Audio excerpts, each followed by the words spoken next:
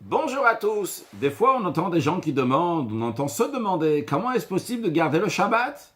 Il y a des gens qui ont des grands moyens et ils vont faire leurs courses dans les commerces pendant le Shabbat. Si je vais fermer ma boutique, mon commerce, comment je peux gagner ma vie? Aujourd'hui, voyons cela à travers la paracha de Béhar. On nous dit qu'en terre d'Israël, pendant 6 ans, on travaille la terre, et la 7e année, c'est la Shemitah, on ne travaille pas la terre. La Torah dit, si quelqu'un va demander « Qu'est-ce qu'on va manger la 7e année ?»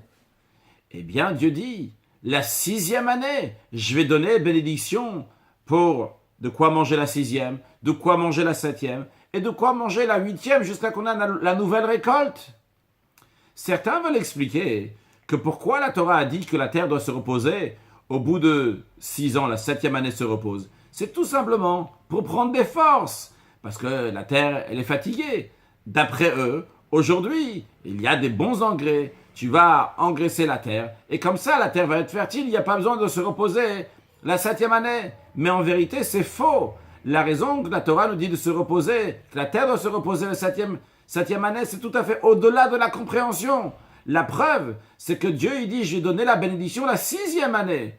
D'après eux, Dieu il aurait dû donner la bénédiction dans la première, dans la 2e, dans la 3e année. Une fois que la terre elle s'est bien reposée, elle va être en forme. Mais la 6e année, après 6 ans de travail, que la terre est très fatiguée, maintenant, il n'y a pas lieu qu'elle va donner de la récolte. Pour 3 ans, ce n'est pas logique. Seulement quoi? C'est quelque chose qui est au-delà de la logique. Lorsqu'un juif il décide, il dit oui, la 7e année, je vais écouter Dieu. Je ne vais pas planter. Je vais faire ce que Dieu me demande de reposer la terre, et bien grâce à ça, il y aura la bénédiction.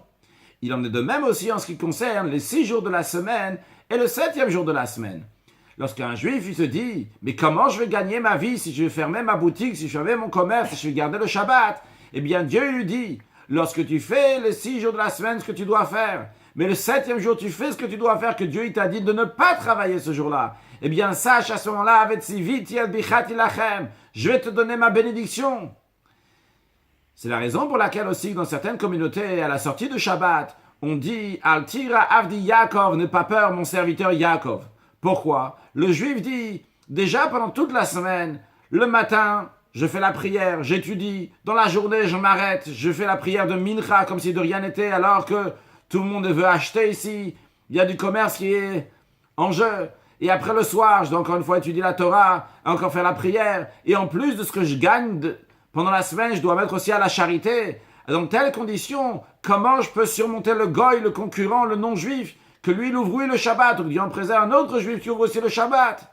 En plus de ça, pendant le Shabbat, le juif n'a pas travaillé. Et non seulement qu'il n'a pas travaillé, il a encore plus de dépenses. Il a encore un repas de Shabbat, et il a eu des invités, il a fait un don lorsqu'il est monté à la Torah. Alors il se dit, comment est-ce possible que je vais réussir à gagner ma vie? Sur ça, on dit à la sortie de Shabbat, Al tira avdi Yaakov, n'aie pas peur, mon serviteur Yaakov. Juste sois mon serviteur. Lorsque tu es mon serviteur, la règle elle est que le maître, il doit donner au serviteur tout ce qu'il a besoin. Il doit le nourrir. Tout ce qu'on te demande à toi d'être le serviteur de Dieu. Quand tu vas être le serviteur de Dieu, tu es entre les mains de Dieu. Mais le juif continue à demander, mais il y a de l'obscurité dans le monde. Comment de ce Shabbat je vais aller dans le monde?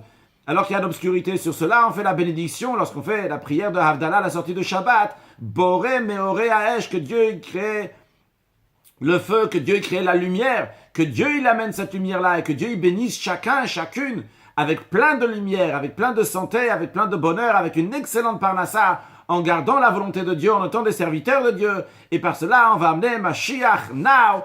Excellente journée.